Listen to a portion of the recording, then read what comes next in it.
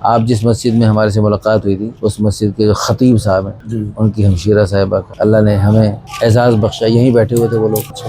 اور رات 12 بجے کے قریب تک بیٹھے رہے، اور میں نے ان کو کہا بھائی کروا دیتے ہیں دوسری جگہ، پہلے شادی شدہ اور دوسری شادی کرنے والے ہمارے پاس روزانہ آتے ہیں، پوری دنیا سے لوگ رابطہ کر رہے ہیں تو ان سے کروا، کہتے ہیں پہلی بیوی فوت ہو چکی۔ میں نے کہا یہ بات تو وہ ہے جو کروڑوں لڑکیاں کر رہی ہیں، ان کے بے وقوف سرپرست بھی کر رہے ہیں، تو آپ تو ماشاءاللہ اہل علم ہیں، مفتی صاحب ہیں اور اتنے بڑے ادارے کے ذمہ دار بھی ہیں اور خطیب بھی ہیں، تو آپ بھی بڑے دلائل، پورا مناظرہ ہوا، اور پھر میں نے کہا ہم نے ان آیتوں کو قرآن سے نکال دیتے ہیں۔ آخر میں نے کہا جی نکال دیتے ہیں، اگر آپ جیسے ہم لوگ عمل نہیں کریں تو کون کرے گا، تو لہٰذا ان آیتوں کو قرآن سے نکالتے ہیں۔ وہ ناراض ہو گئے میرے سے، لیکن پھر جب ہونے پہ تو الحمدللہ بس گئے، اور اللہ نے ایک ہی نشست میں اللہ نے، کی بہن اللہ والی تھی، اس نے اللہ سے مانگا کہ میری بہنیں بیٹیاں سن رہی ہیں، تو بس جب الحمدللہ اللہ پاک کی توفیق سے یہ بیٹیوں کے لیے بڑا خوبصورت پیغام ہے کہ انہوں نے ڈٹ کے اللہ سے مانگا۔ بس ایک دفعہ نا بجلی کے بل پر ان کی مطلقہ تھی، 4 بیٹیاں تھیں، اور کسی صحیح وجہ سے طلاق ہوئی، یعنی اس لڑکے کا قصور تھا، اس کا بیچاری بے قصور، اللہ والی ہے ماشاءاللہ۔ تو وہ تھوڑا سا بجلی کے بل پر تھوڑا سا بھائی نے تشویش کا اظہار کیا کہ اے سی چل رہا ہے اور کیا،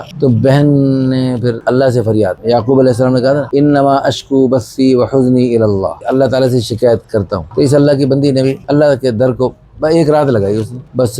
بیٹھے بیٹھے، کبھی بیٹھے ہوئے، کبھی سجدے میں، کبھی رکوع میں، بس رات گزری، اور شب درمیان رب مہربان، اور اللہ نے ایسا فیصلہ کیا، میں شب جمعہ مرکز جاتے جاتے بس اس لڑکے کو ساتھ لیا اور دکھانے گیا، اور جناب ماشاءاللہ بہترین آگے بچے ہو گئے ماشاءاللہ، خوش ہیں۔ ان گھر میں مستورات کی جماعتیں ٹھہر رہی ہیں، ان کا وہ گھر دعوت اللہ کا مرکز، جماعتوں کا مرکز بن چکا ہے۔